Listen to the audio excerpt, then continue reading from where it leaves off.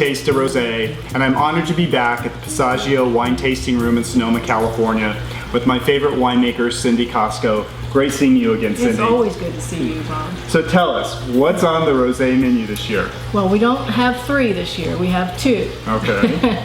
So we still have the Tempranillo Rosé, and we have the Merlot Rosé this year. Okay. It's the new one this year. So tell me about the Merlot Rosé, because we all know how popular the Tempranillo is, and we all know how Mom loves this one.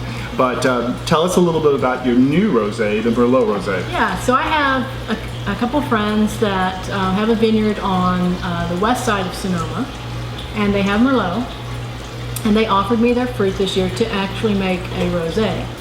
So we got intentional rosé. It was an intentional rosé, yes. So we got a bunch of friends together. Early morning, about 6 o'clock, we got there. They helped pick this fruit. So this is hand-picked with love by a bunch of friends. And we loaded it up on a pickup, or not a pickup truck, a Ryder box truck. Box truck, okay. And we got it to the winery. And about, it had skin contact, about 45 minutes to an hour. Picked at about 23 bricks, so for an intentional rosé, and pressed it straight off as soon as we got there. So this was, your intentional rosé. Very little skin contact. About an hour. Okay. Yeah. It's very Beautiful. light. I don't know if the camera can capture that, but it's absolutely lovely in color. Thank you. So the Merlot Rosé, so this is something that's new this year, and I guess we're going to be looking forward to it in future vintages. Well, what do you mean? What? not. No? What's no? So they decided, these friends of mine who own this vineyard decided to rip the Merlot out, and they're going to plant Pinot Noir. Oh. So that's the end of those grapes, that's the end of that wine, but maybe we'll have a Pinot Noir Rosé. Okay, but if you want the Merlot Rosé, you need to act quickly. But I'm sure how many cases? Is it a big? It's less than 50 cases. Wow, so small production. Yeah. So if you want the Passaggio Merlot Rosé, you need to act this year and come in and taste it. So I would say, what is the flavor profile? So your traditional Merlot profile, would you say? No, your traditional Merlot is, dark fruit. Mm-hmm. This is more of your lighter red fruits. Okay. More like strawberry, cherry, pomegranate. Still slight tannin to it. Still very light. And your favorite pairing. So what do you say here would be your favorite pairing, Cindy, with the Merlot Rosé? By itself. Okay.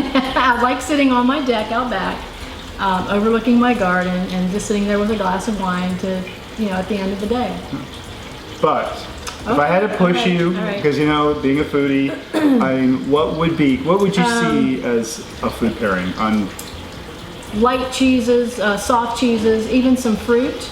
Would go well with this. Okay, and I would guess with those soft cheeses and fruits, they go really well in a picnic basket. Absolutely. That you could take. As a matter of fact, we have Tuesday evening Sonoma Market, Sonoma Farmers Market actually, and every Tuesday evening, I think through till October. Mm-hmm. But you could come here and you could get a bottle of the rosé and a couple of the Govino glasses and take it to the square. And it could be a more delightful evening. Yeah. And you're so convenient. So Passaggio's wine tasting room is just off the square, so it's really convenient to come in here before the farmer's market and pick up a bottle or two of the rosé among the many other beautiful wines you have.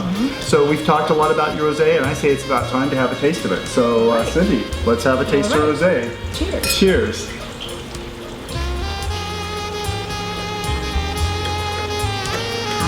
That's good.